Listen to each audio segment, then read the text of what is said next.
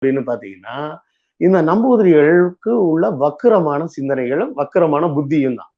ஏன்னா, இவங்க வந்து ஊர்ல இருக்கிற எந்த பெண் கூட வேணாலும் நான் போய் படுக்க முடியும் அப்படின்ற மாரி ஒரு சட்டத்த உருவாக்கி வச்சுட்டாங்க. தரவாடுன்னு ஒரு கான்செப்ட உருவாக்கி, அதாவது கோயில்ல வேலை பார்க்கிற தாங்க கூட வேலை பார்க்கிற சக பூசாரியா ஒருத்தன் இருப்பான். அவன் வீட்லயும் இந்த நம்பூதிரி போய் படுக்க முடியும். ராஜாவா இருப்பாரு. ராஜா வீட்லயும் இவரு போய் படுக்க முடியும். ஆ ப ப ப போர் தளபதி, படை தளபதிகளா இருப்பாங்க. போர் வீரர்களா இருப்பாங்க. அவங்க வீட்லயும் போய் படுக்க முடியுன்ற மாரி எல்லா இடத்துலயும் என்னால போய் ஒழுக்கம் மீறி எல்லா வேலையும் செய்ய முடியும். அதுதான் ஒழுக்கம்னு ஒரு சட்டமாவும் கொண்டு வந்ததுனால, தன் வீட்டு பெண்கள் வந்து ஒழுக்கம் தவறிடுவாங்க அப்படின்ற ஒரு பயம் இவங்க.